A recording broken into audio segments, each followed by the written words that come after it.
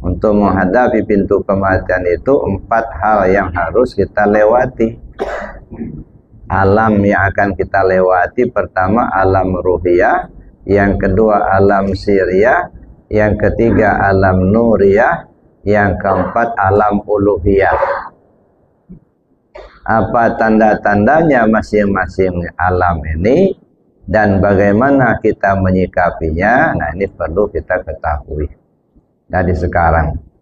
Sebab kata orang, begitu ruh sudah keluar dari jasad, dilihat langit tak bertiang, dipandang laut tak bertepi. Terangnya lebih terang dari matahari.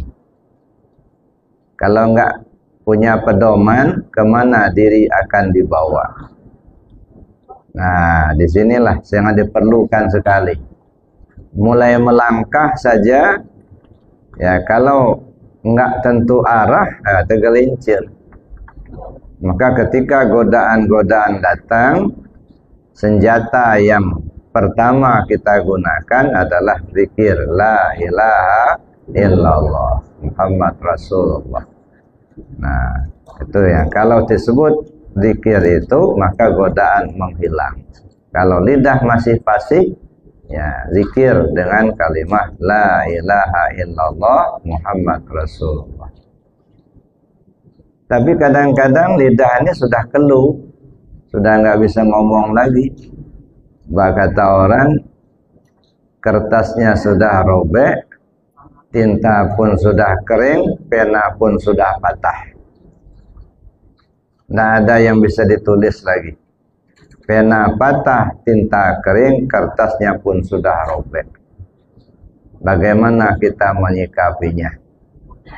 Kalau istilah tasawufnya, dia tiada tapi ada. Dia tiada tapi ada. Artinya tiada di dalam tubuh, tapi dia ada di dekat tubuh. Nah, bagaimana menyikapinya? Kemana diri akan dibawa? Ya. Oleh karena itu perlu untuk pengkajian lebih jauh. Nah, ketika lisan sudah tidak bisa bicara, maka satu-satunya alat yang bisa digunakan hanya hati.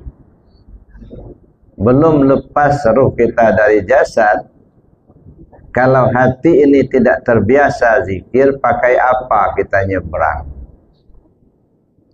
Lidah sudah keluh, lidah sudah tidak bisa ngomong lagi, hati pun sudah tak biasa berzikir. Nah, makanya dari sehat sekarang ini mulai kita latih. Kita biasakan lidah kita ini untuk berzikir, kita biasakan hati kita ini untuk berzikir. Sebab kata Rasul SAW, matan nas bima ya'isubih. Manusia mati sesuai kebiasaan. Nah, kalau lidah ini sudah terbiasa berzikir, insya Allah kita meninggal nanti dengan zikir. Hati yang ingat kepada Allah, selamat pulang kembali kepada Allah. Sebab orang sukses itu ya bukan orang banyak duit. Orang sukses itu bukan kena jabatnya tinggi, apa jadi presiden, jadi gubernur, menteri, bukan. Orang sukses itu kalau dia husnul khotimah. Nah, meninggalkan dunia ini dengan selamat pulang kembali ke Allah. Nah, itu orang sukses. Nah, makanya sering saya katakan kalau bisa kita berharap sebelum mati sudah kembali ke Allah dulu. Karena kata Nabi, inna lillah ibadan jasadu fil ardi wa ruhuhu tahtal arsi. Allah punya banyak hamba yang jasadnya lagi di bumi tapi ruhnya sudah ke aras. Nah, ini orang yang sudah kembali tapi belum pulang. Nah, kita berharap bisa seperti itu. Yang pegawai silahkan ngantor, yang petani silahkan ke sawah ke ladang, yang pedagang silahkan jualan, nggak masalah. Ya, jasad lagi di bumi tapi ruh sudah ke aras. Inna lillah ibadan jasadu fil ardi wa ruhuhu tahtal arsi. Ya, Allah punya banyak hamba yang jasadnya lagi di bumi tapi ruhnya sudah kembali ke aras. Nah, jadi oleh karena itu bersyukur kita kepada Allah. Allah beri petunjuk. ke hati kita ini mau melaksanakan zikir, mau belajar zikir, mau melaksanakan zikir. Ketika hati kita ini mau belajar zikir dan mau mengamalkan zikir, itu bukan kebetulan, itu pilihan. Dipilih oleh Allah siapa yang akan mendekat kepadanya. Manusia banyak di atas dunia ini, tidak semuanya beriman, Pak. Yang beriman banyak, tidak semuanya yang takwa.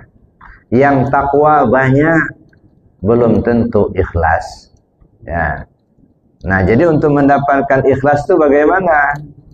Ya, kata Syekh Athaillah di dalam kitabnya Al-Hikam, al-a'mal suwarun qa'imatun wa arwahuha wujudu sirril ikhlasi fiha.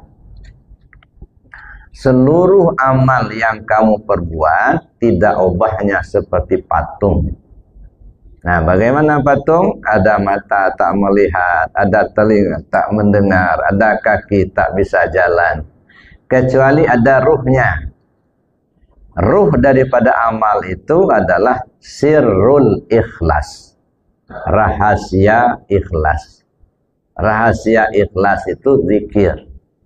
Zikir menimbulkan ikhlas, ikhlas menghidupkan amal. Nah, maka penting sekali zikir itu. Nah,